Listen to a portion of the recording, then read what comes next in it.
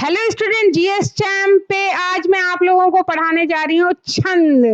जैसे आप लोगों ने गद्य में पढ़ा हुआ है व्याकरण, वैसे हम लोग जो छंद है वो आपका पद का व्याकरण होता है। ठीक है, कि उसके नियम क्या है, कैसे आपका दोहा क्या कैसे लिखना है, सोठा कैसे लिखना है, मात्राएं कैसे लगानी है, कैसे उसको आपको लिखने का जो तरीका है या जो प्रवाह देना है, वो सारे नियम आपको कहाँ पे मिलेंगे?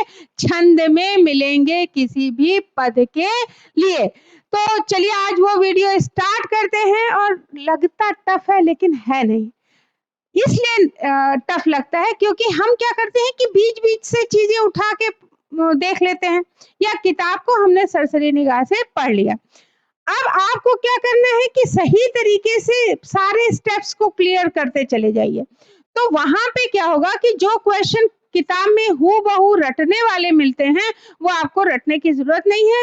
एक बार समझ जाएंगे तो भूलने की भी जो प्रक्रिया है वो खत्म हो जाएगी। और यही मेरा हर में प्रयास रहता है कि आप लोग जो पढ़ें वो आपके कहीं ना कहीं मस्तिष्क में जाकर के सेव हो जाए।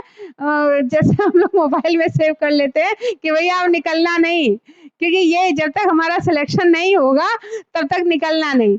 तो वही प्रक्रिया हम लोग चालू रखेंगे और समझेंगे कि छंद होता क्या है, कैसे इसकी रचना हुई है, क्या क्या चीजें छंद में होनी चाहिए। यही सब इस वीडियो में हम आज देखेंगे। तो चलिए वीडियो स्टार्ट करते हैं।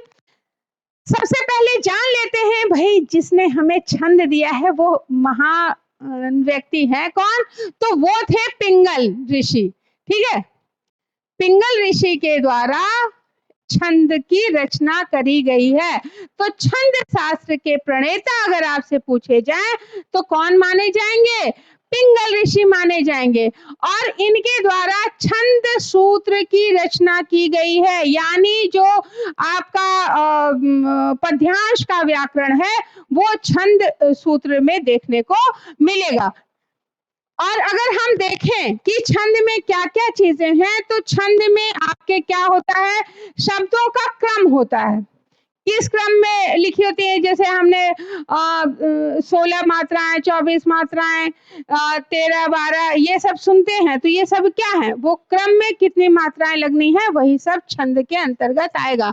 और यदि की होगी, कहाँ पे रुकना है, कहाँ पे हमको प्रवाह में बोलना है, मात्राएं कितनी होंगी, गणना कैसे करनी है, ये सारी चीजें आपको छंद सूत्र में मिलेंगी। और पिंगल ऋषि के द्वारा, जैसा कि हमने पहले बताया, इसकी रचना करी गई है। और किससे रिलेटेड है? ये आपके पद से रिलेटेड है। ठीक है, और अगर हम बात करें कि ये किस धातु से बना है, तो ये चद धातु अगर आपको दिखे तो भी सही होगा।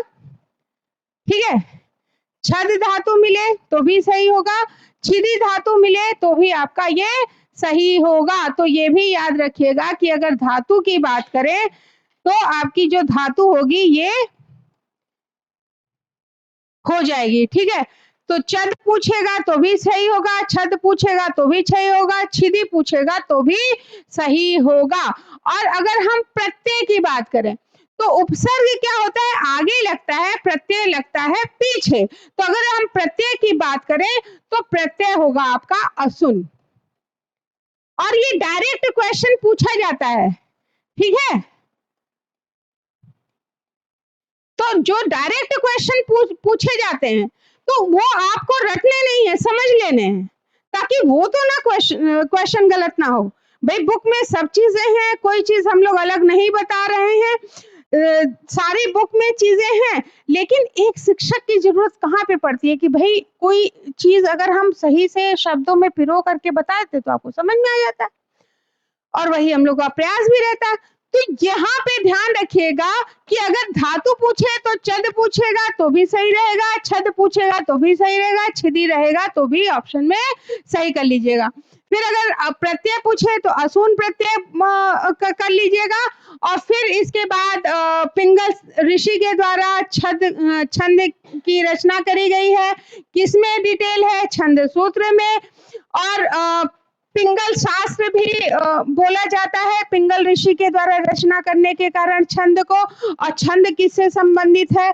छंद आपका पद से संबंधित है। छंद में होती क्या क्या चीजें हैं? तो इसमें क्या होगी? शब्दों का क्रम होगा, उनकी मात्रा होगी, और उनकी गणना कैसे करनी है उसके नियम होते हैं। और ये डायरेक्ट क्वेश्चन पूछा जाना है। सब चीजें मैं बताऊंगी। अब देख लेते हैं क्वेश्चन पूछते कैसे हैं। हमने तो डिटेल पढ़ ली, अब क्या इजी नहीं लग रहा है? सीधे ऑप्शन देखने की जरूरत नहीं है। छंद शास्त्र की प्रथम पुस्तक अगर पूछी तो अभी अभी हमने बोला छंद सूत्र, छंद प्रभाकर लिखा है, नहीं होगा। रसिक प्रिया तो है ही नहीं, काव्य प्रकाश होना नहीं है, तो छंद सूत्र याद रखिएगा। बैठा लीजिए कि ऑप्शन आपको चारों देखने की जरूरत ना पड़े, और सिलेक्शन के लिए ये चीज जरूरी है। और इसीलिए मैं इतनी चीजें छोटी भी आप लोगों को बताती रहती हूँ ताकि प्रॉब्लम ना हो। अब छंद शास्त्र के प्रणेता आचार्य माने जाते हैं। कौन माना जाता है? तो पिंगल ऋषि, ये ऑप्शन सही होगा। आपको और ऑप्शन देखने की जरूरत नहीं कि ये होगा कि ये होगा, नहीं यही होगा। फिर आपसे क्वेश्चन पूछा जाता है छंद के कितने भेद होते हैं? तो छंद के आपके 4 भेद होंगे। तो 2 आप लोगों को जैसे पता ही है कि मात्रिक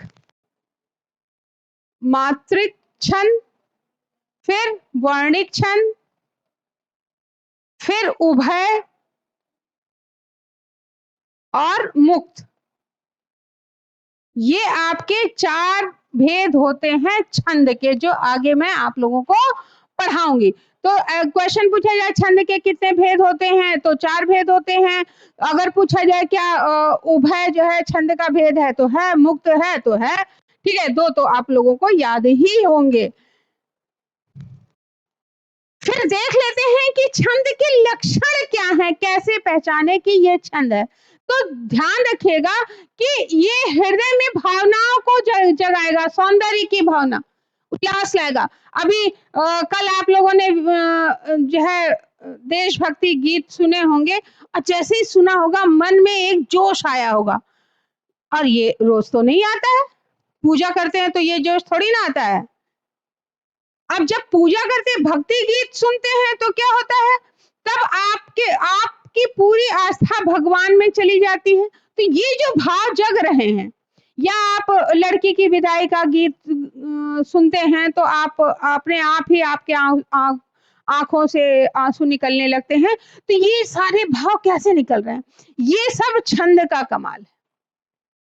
ठीक है, तो ये सारी चीजें क्या होंगी कि हृदय में सौंदर्य की भावना को जगाएगा। तो अगर आपसे पूछा जाए कि क्या छंद के द्वारा हृदय में सौंदर्य की भावना जगती है, तो जगेगी। शुष्कता मुक्त करता है गद को। भाई कौन पढ़ता गद अगर इसमें रस ना होता? तो गद को जो है अच्छा बनाने के लिए उसकी जो शुष्कता या नीरसता है उसको दूर करने के लिए जरूरत है। ये वह भाव में तरलता लाता है, उसको हम गा सकते हैं, और तरल बनाता है। हृदय और मन पर स्थायी प्रभाव पड़ता है। तो ध्यान रखिएगा कैसा प्रभाव पड़ेगा? स्थायी प्रभाव पड़ेगा।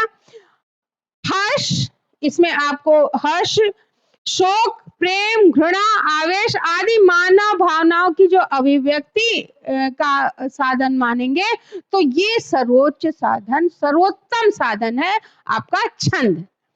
क्लियर हो गया? तो छंद में क्या क्या लक्षण मिल रहे हैं? एक तो ये आपका जो भाव की अभिव्यक्ति है, चाहे वो हर्ष हो, चाहे शोक हो, चाहे प्रेम हो, चाहे घृणा हो, चाहे आवेश हो, इसको आप प्रदर्शित कर पाते हैं किसके द्वारा? छंद के द्वारा। हृदय और मन पर ये स्थायी प्रभाव डालेगा। फिर ये और भाव में तरलता रहेगी। अगर लगातार सुनिए तो क्या होगा? आप उसी तरह सोचने लगोगे।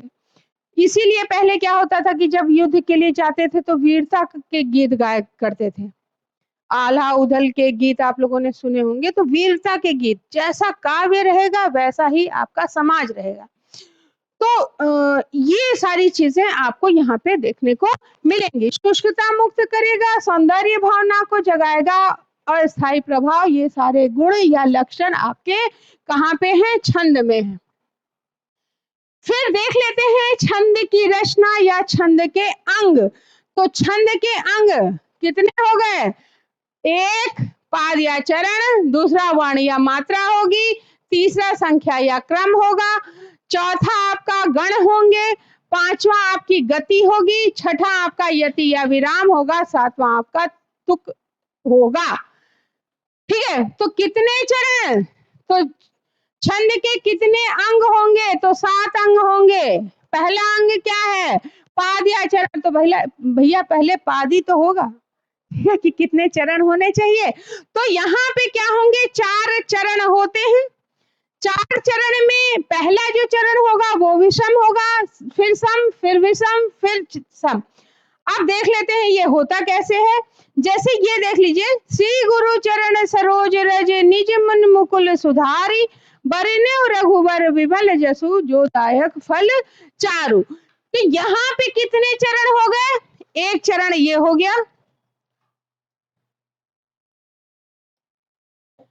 दूसरा चरण ये हो गया, तीसरा चरण ये वाला हो गया, चौथा चरण ये हो गया। समझ में आ गया? तो पाद या चरण कितने हो गए? 4 होते हैं। तो अगर आपसे पूछा जाए कि छंद में कितने चरण होंगे या कितने पद होंगे, तो 4 पद होंगे। अब पंक्तियां कितनी है इसमें? 2 पंक्ति है, यानी ये जो 2 चरण होंगे वही एक पंक्ति कहलाएगी। ये क्या है आपकी? पंक्ति।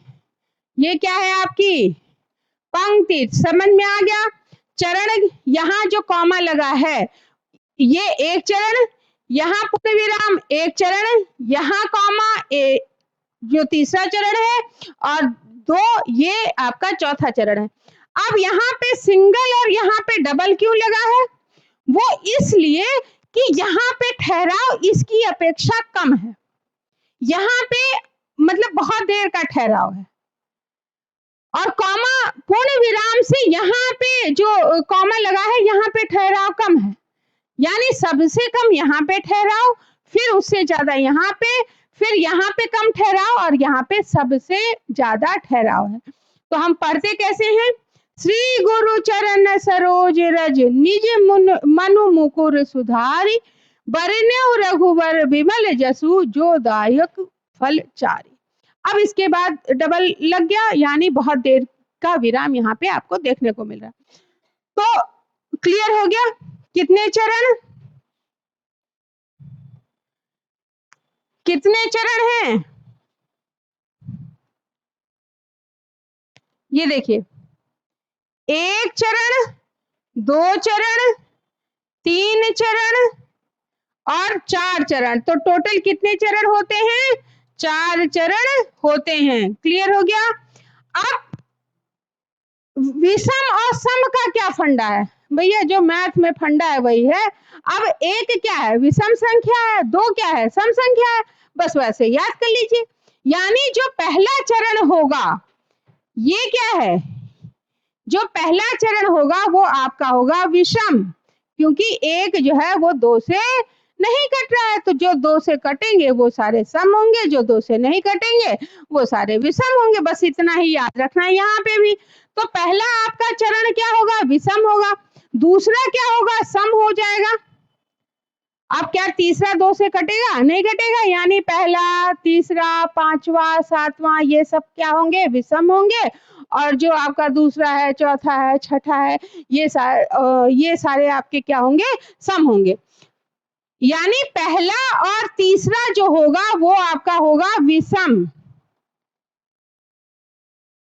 और ये आपका दूसरा और चौथा क्या हो जाएगा? सम होगा। क्लियर हो गया? अब इसको क्या जरूरत है रटने की? कोई जरूरत लग रही है आप लोगों को? मुझे तो नहीं लग रही है भाई। ऐसे ही समझ में आ गया कि छंद में कितने चरण? तो 4 चरण। कैसे चरण हमने बताया? 1 कॉमा के पहले का 1 चरण, फिर कॉमा के बाद का पूर्ण विराम तक दूसरा चरण, फिर ये तीसरा चरण, ये चौथा चरण। 4 चरण होंगे, और 4 चरण में जो पहला और तीसरा होगा ये क्या होगा? विषम मात्रिक होगा, और दूसरा और चौथा क्या होगा? ये सममात्रिक होगा। कैसे होगा? वो हम आगे आप लोगों को पूरा अच्छी तरह समझा देंगे। फिर ये जो एक पूरी लाइन है ये क्या कहलाएगी? पंक्ति कहलाएगी। क्लियर हो गया? अब ये आपको जहां तक है समझ में आ गया होगा। अब वर्ण और मात्रा, वर्ण और मात्रा दो तरह की होंगी, ह्रस्व और दीर्घ। ह्रस्व ऐसे लिखते हैं, दीर्घ को हम यहाँ पे ऐसे इंडिकेट करते हैं। ठीक है, अब दीर्घ में क्या आएगा? बड़ा, बड़ी, ए, ओ और आपका ओ और ए आएगा। ए, ओ, औ, अंग, आह, अंग और आह। साथ में जो आधे वाले शब्द होते हैं ये भी आपके आ जाएंगे इसके अंतर्गत।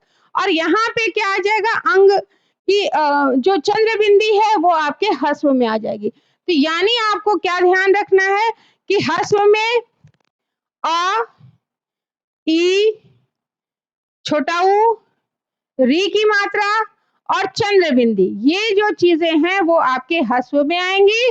और जो दीर्घ में आएगा, जैसे दीर्घ आप लोग व्यंजन में भी पढ़े हो, दीर्घ में क्या आएगा? बड़ा, बड़ी ई, ए, ओ, औ, अंग, आह और जो संयुक्त हैं वो। तो यहाँ पे ध्यान रखना है कि अगर ऐसे लिखे हुए आ रहे हैं तो भी वो ये मात्रा लगेगी। अगर शब्द के साथ आ रहे हैं, जैसे ये गुरु लिखा है तो यहाँ पे ये लगेगा। चरण लिखा है तो यहाँ पे लघु लघु लघु लगेगा। सरोज लिखा है तो यहाँ पे लघु लगेगा, लेकिन ओ की मात्रा क्या है? गुरु, तो यहाँ पे गुरु लग जाएगा। ये क्या है? ज है, आ है। अब हलन नहीं लगा है यानी जुड़ा हुआ है स्वर, क्योंकि व्यंजन बिना स्वरों की मदद से नहीं बोले जाते हैं। अब यहाँ पे क्या आपको हलन नहीं दिख रहा है तो कि यहाँ पे क्या हो जाएगा? यहाँ पे आपका लघु रहेगा। तो मात्रा क्या है? वर्ण और मात्रा दो तरह की, ह्रस्व और दीर्घ। आप लोग को पता ही है कि कौन कौन सी ह्रस्व स्वर है और कौन से दीर्घ स्वर है। ह्रस्व स्वर वो स्वर होते हैं जिनके उच्चारण में दीर्घ से कम समय लगता है, प्लुत में सबसे ज्यादा समय लगता है। ठीक है, तो यहाँ पे दो को ध्यान रखना है, लेकिन ह्रस्व में चंद्र बिंदु ऐड होगा और यहाँ पे आपके अंग, आह के अलावा जो संयुक्त होंगे वो भी ऐड होंगे, उसमें गुरु की मात्रा लगेगी। अब चाहे वो ऐसे लिखे हो और चाहे मात्रा के रूप में लिखे हो, दोनों में ही आपका गुरु ही लगने वाला है। क्लियर हो गया? अब जैसे राजा है, राजा में क्या होगा? यहाँ पे रा है यानी अ, तो यहाँ लघु लगेगा कि नहीं? ये जा लघु लगेगा। अब ये छोटी की मात्रा है तो यहाँ पे भी लघु लगेगा, यहाँ पे भी लघु लगेगा, यहाँ पे भी लघु लगेगा, यहाँ पे भी लघु लगेगा, यहाँ पे भी, यहाँ पे भी। अब गुरु, मुकुरी, अब सु धा लिखा है तो गुरु लगेगा। और ये क्लियर हो गया? और ये अलग से भी मैं बताऊंगी, अभी सिर्फ मैं छंद के अंग के लिए इसको समझा रही हूँ, ताकि कहीं भी कोई भी छोटी से छोटी चीजें आप लोगों के दिमाग में न रहे कि ये कैसे होगा।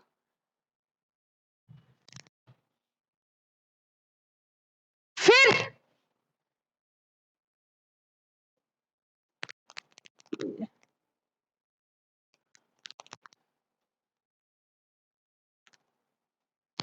अब संख्या या क्रम, तो संख्या वर्णों और मात्राओं की जो गणना हम करेंगे, जैसे अगर एक है यहाँ पे, यहाँ गुरु लगेगा, या यहाँ पे लघु, ये आपका लघु, तो इसकी जो हम काउंट करेंगे, यानी इसको हम जो गुरु है यानी इसकी जो मात्राएं हैं इसको हम क्या, गुरु यानी दो मात्रा और लघु मतलब एक मात्रा। क्लियर हो रहा है? तो इनकी जो मात्रा होगी, उनकी जो करना होगी, लघु या गुरु का जो स्थान का निर्धारण होगा, ये बताएगा कि ये दोहा है, सोठा है, सवैया है, बरवै है, हरि गीतिका है, ये सब कौन बताएगा? ये सब बताएंगे। क्लियर हो रहा है? तो इनकी जो गणना या इनका जो क्रम है वो, जैसे लास्ट में आपका लघु लघु होना चाहिए, या गुरु लघु लघु होना चाहिए। तो ये सारी चीजें कौन बताएगा? संख्या या क्रम बताएंगे। या टोटल कितनी मात्राएं होनी चाहिए, जैसे अगर हम यहाँ पे देखें तो 1 2 3, 1 2 एक, और यहाँ पे आपका लगेगा क्योंकि ये छोटी की मात्रा लगी है तो यहाँ पे लघु, ये लघु, यहाँ पे माँ आ है तो लघु, ये लघु, ये लघु, ये लघु, ये लघु। अब टोटल मात्रा कैसे गिनेंगे? 2 3 4 5 6 7 8 9 10 11 12 13। यहाँ पे 13 कॉमा फिर 1 2 3 4 5 6 7 8 9 10 11। तो 13 11 किसमें होती हैं?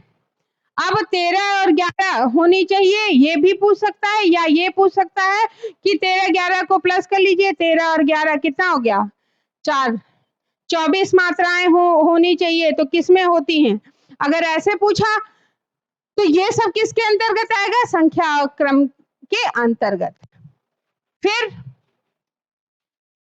अब मान लीजिए इसमें आपसे पूछा जाएगा कि गण कौन कौन से हैं, यानी जो गण होते हैं यमाता राज भान सलगा, ठीक है, यानी ये देखिए फिर म, फिर ये आपका त, फिर रा, ज, भा, न, सलगा, ठीक है। अब यमाता राज भान सलगा इनकी मात्राएं होंगी एक जैसे लगी रहेंगी कि लघु गुरु, लघु गुरु गुरु। तो इसको हम कैसे पढ़ते हैं, किसके अंतर्गत? तो गण के अंतर्गत। तो यगण मगण तगण रगण जगण भगण नगण सगण, यानी जो गणों की संख्या है कितनी है आपके? 8 है। अब ये लगाते कैसे हैं? अब मान लीजिए हम यगण मगण भगण या रगड़ भगड़ जगड़ का कुछ आ रहा है, या इसको हम ऐसे आपको समझा देते हैं। ये देखिए, अब जैसे मान लीजिए ये दिया हुआ है, आरती सैन्य सिंधु में सुबाल वाग्नि से जलो, प्रवीर हो जई बनो बढ़े चलो में कौन से गण हैं? ये पूछा है। अब ये क्योंकि पंच चामर वाणिक छंद है, तो पंच चामर वाणिक छंद में क्या आता है? पहले जगण, फिर रगड़ आएगा, फिर जगण आएगा, फिर रगड़ आएगा, फिर जगण आएगा, फिर गुरु आना चाहिए। अब जगण में क्या है? एक लघु, एक गुरु, एक लघु, यानी इसमें क्या आना है? पहले ये आएगा, फिर ये आएगा, फिर ये आएगा। आ रहा है कि नहीं आ रहा है? तो जगण क्या हुआ? लघु गुरु लघु। तो ये आपको 4-5 बारी रट लीजिएगा, प्रैक्टिस कर लीजिएगा, याद हो जाएगा, ठीक है। तो यहाँ पे क्या होगा? जगण में आपका लघु गुरु लघु। तो यहाँ पे देखिए आ है, तो आ में हमने क्या बताया? लघु की मात्रा आएगी। आ में हमने क्या बताया था? गुरु की मात्रा लगेगी। ई की मात्रा हमने आपको बताया था, चाहे ई ऐसे लिखा हो चाहे ई ऐसे लिखा हो, दोनों में क्या होगा? लघु की मात्रा लगेगी। तो यहाँ भी क्या लगी? लघु की मात्रा लगी। फिर सैन्य, ए में ए लिखा है सैन्य, तो यहाँ पे क्या हो जाएगा? यहाँ पे क्या होगा आपका? गुरु, गुरु आएगा कि नहीं? अब क्योंकि यहाँ ना लिखा है और यहाँ गुरु लगा दिया तो यहाँ पे लघु लग जाएगा, ठीक है। फिर यहाँ पे सिंधु, ये दोनों मिलकर के क्या बन जाएंगे? गुरु बन जाएंगे, और ये क्या बन जाएगा? लघु बन जाएगा, ठीक है। तो ये देखिए जगण लघु गुरु लघु, रगण में क्या आ गया? गुरु लघु गुरु, फिर जगण फिर से आया है। अब यहाँ पे में हमने एक ही मात्रा में गुरु बताया आपको, तो गुरु लग जाएगा। अब छोटी ई की मात्रा में हमने आपको क्या बताया कि छोटी ई की मात्रा अगर होगी तो लघु लगेगा। तो ये जगण हुआ कि नहीं हुआ? ठीक है, यानी लघु गुरु लघु। अब ये कोई जरूरी नहीं है कि 3 शब्द लिखे हैं तो उसमें ही वो मात्रा होनी चाहिए, ये टोटल में वो आना चाहिए। क्लियर हो गया कि टोटल में आना चाहिए। फिर 3 चीजें आपकी हमने बता दी, जगण, ये आपका हो गया जगण, ये हो गया आपका रगण, ये हो गया आपका फिर से जगण। अब रगण, रगण में हमने यहां तक लगाई है, तो रगण में क्या है? गुरु, और ड सिर्फ अ के साथ है तो यहाँ पे क्या लगेगा, लघु लगेगा। वह आ की मात्रा है तो यहाँ पे क्या होगा, यहाँ पे गुरु लग जाएगा। ठीक है, तो ये आपका क्या हो गया, गुरु लघु गुरु, ये रगड़ हुआ कि नहीं हुआ। फिर जगण, जगण में क्या होता है, एक लघु फिर गुरु फिर लघु। अब बड़वाग्नि, अब यहाँ पे क्या देखिए, यहाँ पे लघु आएगा कि नहीं आएगा, क्योंकि यहाँ पे गुरु आ चुका है, इसलिए ये नियम यहाँ पे नहीं लग रहा है। और जब मैं प्रैक्टिस कराऊंगी तो ये वाली आप लोगों को क्लियर करा दूंगी, क्योंकि इसी में आप लोग फंसोगे ज्यादा। ठीक है, तो यहाँ पे क्या हो रहा है, ये 3 आपका हो गया, ये हमने लघु लगाया, से में क्या लगेगा आपका, गुरु लगेगा कि नहीं लगेगा। फिर ज में आपका क्या लगेगा, लघु लगेगा, लास्ट में गुरु होना चाहिए तो है, ये देखिए लास्ट में गुरु है। और ये 3 किसके हो गए, ये आपके हो गए जगण के। तो यहाँ पे आपको जगण रगण जगण रगण जगण और गुरु देखने को मिल रहा है, और यही चीज दूसरी लाइन में जब आप करोगे तो मिलेगा। ठीक है, तो जो ये विशेषता मिलेगी वो पंचचामर वार्णिक छंद की होगी। और ये आप लोग क्या आया, जगड़ मगड़ भगड़ रगड़, ये सारे आप लोगों को याद करने पड़ेंगे कि किसमें कितनी मात्रा होती है। तो ये समझ में आ गया होगा कि गण कितने हैं। तो गणों की संख्या य गण मगण 2, तगण 3, रगड़ 4, जगण 5, 5वें पे जगण है, छठे पे भगड़ है। ये आपका 1 2 3 4 5 6 7 और 8। ठीक है, 7वें पे नगड़ और 8वें पे सगड़। तो ये 8 गण होते हैं। पहला गण आपका यगण है, दूसरा गण आपका मगड़ है, तीसरा है तगड़, चौथा है रगड़, 5वां है जगड़, छठा है भगड़, 7वां है नगड़ और 8वां है सगड़।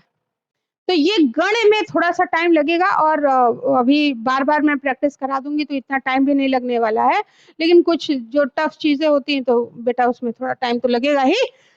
ठीक है, तो ये समझ में आ गया। अब इसी में भी अगर हम गण ढूंढेंगे तो यहाँ पे देखिए गुरु, यहाँ पे लघु लघु लघु लघु लघु, तो ये क्या हो जाएगा, 3-3 का क्रम बन जाएगा। और ये जो विशेषता होंगी यही डिसाइड करेंगी कि रगड़ है भगड़ है जगड़ है क्या है। ठीक है, अब जैसे लघु लघु लघु, ये देखिए, फिर लघु लघु लघु, ये जो विशेषता है ये यही बताएंगी कि आपका यगड़ रगड़ है कि रगड़ जगड़ भगड़ है कि लास्ट में गुरु है। तो यहाँ पे देखिए गुरु ना आकर के लास्ट में क्या आ रहा है, लघु आ रहा है, ये गुरु है ये लघु है। ठीक, तो गण। फिर गति देख लेते हैं, गति क्या होती है। गति क्या होगी, गति कविता के पढ़ने का प्रवाह होगा, यानी कहाँ पे आपको रुकना है, कहाँ पे आपको तेजी से बोलना है, कहाँ हल्का सा ठहराव देना है। जैसे हम कैसे पढ़ते हैं, श्री गुरु चरण सरोज रज, अब ये कौन बता रहा है, ये हमको गति बता रही है। ठीक है, निज मनु मुकुल सुधारी बरनउँ रघुवर विमल जसु जो दायक फल चारु। अब इसको हमने खींच के क्यों बोला, क्योंकि ये जो है यहाँ पे डबल लगा है, यहाँ पे हम क्यों कम ठहरे, क्योंकि सिंगल लगा है। पहले यहाँ आपको ये देखने को मिलता था कि यहाँ पूर्ण विराम, यहाँ डबल, फिर यहाँ पे 1, फिर यहाँ पे 2। तो ये वाली चीजें अब यहाँ पे नहीं है, अब कॉमा लगा दिया जाता है क्योंकि इसमें थोड़ा सा कंफ्यूजन हो रहा था। तो गति समझ में आ गई। गति क्या है, कविता के पढ़ने का जो प्रवाह है वो गति है। और यति या विराम क्या है, रुकना। जैसे हम कहाँ कहाँ पे रुक रहे हैं, श्री गुरु चरण सरोज रज, रुके, निज मन मुकुल सुधारी, और यहाँ पे रुके। तो ये जो रुकना है वो आपकी गति या विराम कहलाता है, कि यहाँ यहाँ आप रुकेंगे। ये है तो कम रुकेंगे, ये है तो इससे ज्यादा रुकेंगे यहाँ पे, और अगर डबल है यानी सबसे ज्यादा हम यहाँ पे रुकेंगे। फिर समझ लेते हैं तुक। चरण के अंत में आने वाले जो समान शब्द होंगे वो ये दो तरह के होते हैं, तुकांत और अतुकांत। तो ध्यान रखिएगा, तुक कितने तरह के होते हैं? दो तरह के, तुकांत और अतुकांत। तुकांत में जैसे सुधारी और चारी, एक साउंड दे रहा है, आ और ई की मात्रा लगी है, ठीक है। सुधारी और चारी ये क्या है? तुकांत शब्द है। अगर ये दोनों अलग अलग होते तो अतुकांत के अंतर्गत आ जाते। क्लियर हो गया? तो आज मेन जो हमारा फोकस था पढ़ाने का कि छंद क्या होते हैं और छंद की रचना कैसे करी गई है और इसके प्रणेता कौन है, ये और किस तरह से क्वेश्चन आए हैं ये हम आपको बता दें। अब हम इनके प्रकार जो नया नेक्स्ट वीडियो हमारा आएगा उसमें रहेगा, ताकि आपका कोई भी पोर्शन छूटने ना पाए। किताबों में सब चीज पढ़ी है, लेकिन एक पथ प्रदर्शक की जरूरत तो हमेशा बनी रहती है कि वो और इजी तरीके से चीजें हमको समझा देता है। ठीक है, तो आप इसको 2-3 बार देख लीजिएगा, आपको चीजें याद हो जाएंगी। अब देख लेते हैं क्वेश्चन कैसे पूछा जाता है। अब जैसे आपसे पूछा जाए कि छंद की हर पंक्ति को क्या कहेंगे? चरण या क्या कहेंगे? गति कहेंगे कि यति कहेंगे कि गण कहेंगे? तो गण में क्या आया था? यगण मगड़ तगड़ आया था। गति में क्या था? वो किस तरह से आपको मतलब गान करना है। और पाद क्या थे? चरण थे, जैसे एक चरण, दो चरण, तीन चरण, चार चरण। और यही ये पहला चरण, ये क्या कहलाएगा? पाद या चरण, सॉरी। और ये है दूसरा, ये पाद या चरण कह सकते हैं इसको, ठीक है। ये तीसरा आपका पाद। तो ध्यान रखिएगा, इसका आंसर क्या होगा? पाद। ये क्या है? आपका पाद या चरण है। और ये पूरी क्या है? ये आपकी है पंक्ति। क्लियर हो गया? और जो पहला और तीसरा था वो विषम था और दूसरा और चौथा आपका सम था। ये सब तो ऐसे ही याद हो गए होंगे। दोहा छंद में यति कहाँ होती है? तो चरण के अंत में। यति कहाँ आएगी? चरण के अंत में आएगी, ठीक है। हमेशा ध्यान रखिएगा, यति यानी रुकना, उसी तरह से जो आएंगे। फिर छंद से संबंधित गणों की सही संख्या कितनी है? गण कितने बताए थे हमने? यगण मगड़ तगड़ रगड़ भगड़ नगड़, कितने गण बताए हैं? आपकी संख्या है 8। गणों की संख्या 8 है। फिर छंद पढ़ते समय आने वाले विराम को क्या कहते हैं?